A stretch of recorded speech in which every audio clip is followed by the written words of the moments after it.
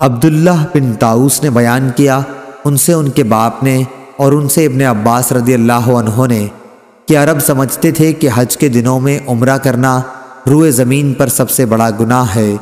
یہ لوگ محرم کو سفر بنا لیتے اور کہتے کہ جب اونٹ کی پیٹھ سستا لے اور اس پر خوب بال اگ جائیں اور سفر کا مہینہ ختم ہو جائے، یعنی حج کے ایام گزر جائیں، تو عمرہ حلال ہوتا ہے۔ پھر جب نبی کریم صلی اللہ علیہ وسلم اپنے صحابہ رضی اللہ عنہم کے ساتھ چوتھی کی صبح کو احرام باندھے ہوئے آئے تو آپ نے انہیں حکم دیا کہ اپنے حج کو عمرہ بنا لیں۔ یہ حکم عرب کے پرانے رواج کی بنا پر عام صحابہ رضی اللہ عنہم پر بڑا بھاری گزرا۔ انہوں نے پوچھا، یا رسول اللہ، عمرہ کر کے ہمارے لیے کیا چیز حلال ہو گئی؟ آپ نے فرمایا کہ تمام چیزیں حلال ہو جائیں گی۔ صحیح بخاری حدیث نمبر 1564۔ امام مالک رضی اللہ عنہ نے بیان کیا، دوسری سند، اور امام بخاری رحمہ اللہ نے کہا کہ ہم سے عبداللہ بن یوسف نے بیان کیا، کہا کہ ہمیں امام مالک رحمہ اللہ نے خبر دی، انہیں نافع نے اور انہیں ابن عمر رضی اللہ عنہ نے، کہ حضور صلی اللہ علیہ وسلم کی زوجہ مطہرہ حضرت حفصہ رضی اللہ عنہا نے بیان کیا کہ انہوں نے رسول اللہ صلی اللہ علیہ وسلم سے دریافت کیا، یا رسول اللہ، کیا بات ہے؟ اور لوگ تو عمرہ کر کے حلال ہو گئے لیکن آپ حلال نہیں ہوئے۔ حضور صلی اللہ علیہ وسلم نے فرمایا کہ میں نے اپنے سر کی تلبید، بالوں کو جمانے کے لیے ایک لیسدار چیز کا استعمال کرنا کی ہے، اور اپنے ساتھ ہدی قربانی کا جانور لایا ہوں، اس لیے میں قربانی سے پہلے احرام نہیں کھول سکتا۔ صحیح بخاری حدیث نمبر 1566۔ حجاج بن محمد اور نے بیان کیا، ان سے شعبہ نے، ان سے عمرو بن مرہ نے، ان سے سعید بن مسیب نے، کہ جب حضرت عثمان اور حضرت علی رضی اللہ عنہ عسفان آئے تو ان میں باہم تمتع کے سلسلے میں اختلاف ہوا، تو حضرت علی رضی اللہ عنہ نے فرمایا کہ جس کو رسول اللہ صلی اللہ علیہ وسلم نے کیا ہے اس سے آپ کیوں روک رہے ہیں؟ اس پر عثمان رضی اللہ عنہ نے فرمایا کہ مجھے اپنے حال پر رہنے دو۔ یہ دیکھ کر علی نے حج اور عمرہ دونوں کا احرام ایک ساتھ باندھا۔ صحیح بخاری حدیث نمبر 1569۔ عثمان بن غیاث نے بیان کیا، ان سے اکرمہ نے، ان سے ابن عباس رضی اللہ عنہ نے، ابن عباس رضی اللہ عنہ سے حج میں تمتع کے متعلق پوچھا گیا۔ آپ نے فرمایا کہ حجۃ الوداع کے موقع پر مہاجرین، انصار، نبی کریم صلی اللہ علیہ وسلم کے ازواج اور ہم سب نے احرام باندھا تھا۔ جب ہم مکہ گئے تو رسول اللہ صلی اللہ علیہ وسلم نے فرمایا کہ اپنے احرام کو حج اور عمرہ دونوں کے لیے کر لو، لیکن جو لوگ قربانی کا جانور اپنے ساتھ لائے ہیں وہ عمرہ کرنے کے بعد حلال نہیں ہوں گے۔ چنانچہ ہم نے بیت اللہ کا طواف اور صفا و مروہ کی سعی کر لی تو اپنا احرام کھول ڈالا، اور ہم اپنی بیویوں کے پاس گئے اور سلے ہوئے کپڑے پہنے۔ آپ نے فرمایا تھا کہ جس کے ساتھ قربانی کا جانور ہے وہ اس وقت تک حلال نہیں ہو سکتا جب تک ہدی اپنی جگہ نہ پہنچ لے، یعنی قربانی نہ ہو لے۔ ہمیں جنہوں نے ہدی ساتھ نہیں لی تھی، آپ صلی اللہ علیہ وسلم نے 8ویں تاریخ کی شام کو حکم دیا کہ ہم حج کا احرام باندھ لیں۔ پھر جب ہم مناسک حج سے فارغ ہو گئے تو ہم نے آ کر بیت اللہ کا طواف اور صفا مروہ کی سعی کی۔ پھر ہمارا حج پورا ہو گیا اور اب قربانی ہم پر لازم ہوئی، جیسا کہ اللہ تعالیٰ کا ارشاد ہے، جسے قربانی کا جانور میسر ہو تو وہ قربانی کرے، اور اگر کسی کو قربانی کی طاقت نہ ہو تو 3 روزے حج میں اور 7 دن گھر واپس ہونے پر رکھے۔ قربانی میں بکری بھی کافی ہے، تو لوگوں نے حج اور عمرہ دونوں عبادتیں ایک ہی سال میں ایک ساتھ ادا کیں، کیونکہ اللہ تعالیٰ نے خود اپنی کتاب میں یہ حکم نازل کیا تھا، اور رسول اللہ صلی اللہ علیہ وسلم نے اس پر خود عمل کر کے تمام لوگوں کے لیے جائز قرار دیا تھا۔ البتہ مکے کے باشندوں کا اس سے استثناء ہے، کیونکہ اللہ تعالیٰ کا فرمان ہے، یہ حکم ان لوگوں کے لیے ہے جن کے گھر والے مسجد الحرام کے پاس رہنے والے نہ ہوں۔ اور حج کے جن مہینوں کا قرآن میں ذکر ہے وہ شوال، ذی القعدہ اور ذی الحجہ ہیں۔ ان مہینوں میں جو کوئی بھی تمتع کرے وہ یا قربانی دے یا اگر مقدور نہ ہو تو روزے رکھے۔ اور رفث کا معانی جمع یا فحش باتیں اور فسوق گناہ اور جدال، لوگوں سے جھگڑنا۔ صحیح بخاری حدیث نمبر 1572۔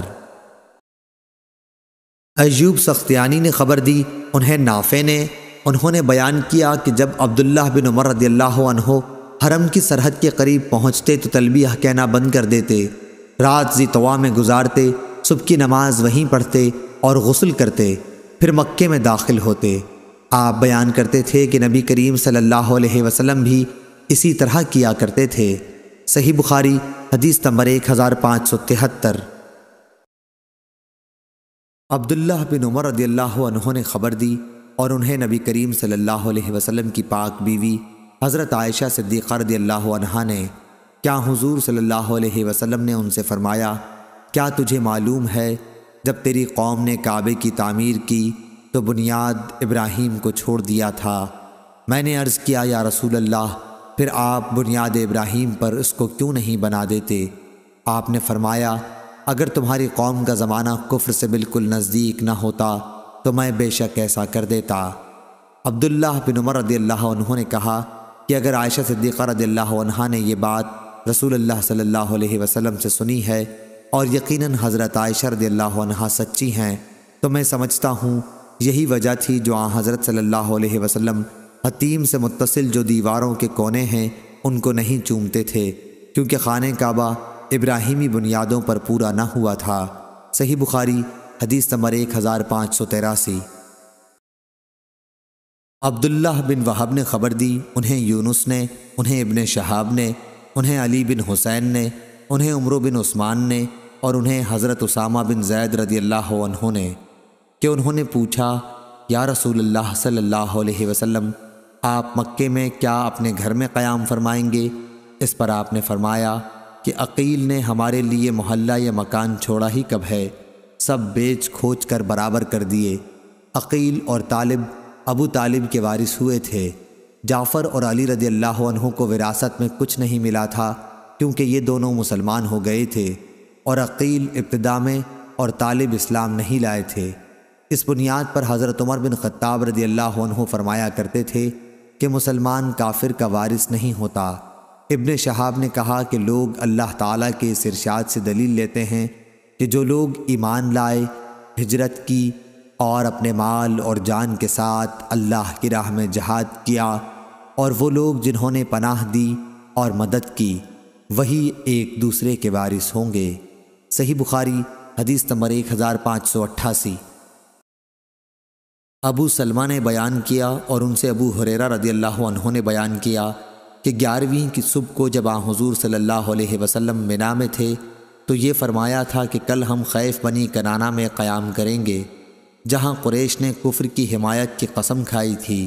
آپ کی مراد محسب سے تھی، کیونکہ یہیں قریش اور کنانہ نے بنو ہاشم اور بنو عبد المطلب یا راوی نے بنو المطلب کہا کے خلاف حلف اٹھایا تھا کہ جب تک وہ نبی کریم صلی اللہ علیہ وسلم کو ان کے حوالے نہ کر دیں، ان کے ہاں بیاہ شادی نہ کریں گے اور نہ ان سے خرید و فروخت کریں گے۔